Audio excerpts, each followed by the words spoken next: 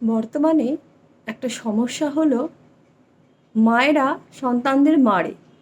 সেই নিয়ে অনেক কথা বলা হয়। মায়েরা নির্দয়, মারে, সমাজ, শ্বশুরবাড়ি সবাই। কিন্তু মায়েরা কেন মারে সন্তানদের? সন্তানেরা মায়েদের নাড়ি ছেঁড়া ধন।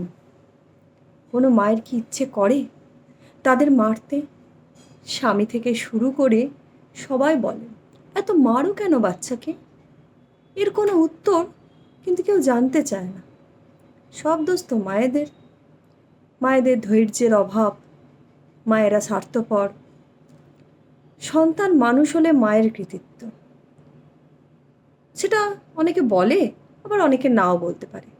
কিন্তু সন্তান মানুষ যদি না হয়, সব দোষ তো মায়ের। সন্তানের জেদ, পরিস্থিতির চাপ মায়েদের মাথাকে অস্থির করে তোলে। সবাই বলে প্রচণ্ড রাগ, স্বামী বলে পাগল, কিন্তু তার ভেতরটা কেউ একবারও দেখতে যায় না। চাকরি করা মেয়ে হলে তো কথাই নেই, স্বামী যদি পাশে থাকে তবে হয়তো কিছুটা সমস্যার সমাধান হয়। আর যদি সেই মেয়েকে একা হাতে সব সামলাতে হয়, তাহলে কি তার মাথার ঠিক থাকা সম্ভব? মাও তো মানুষ, সেটা জগৎ ভুলে যায়।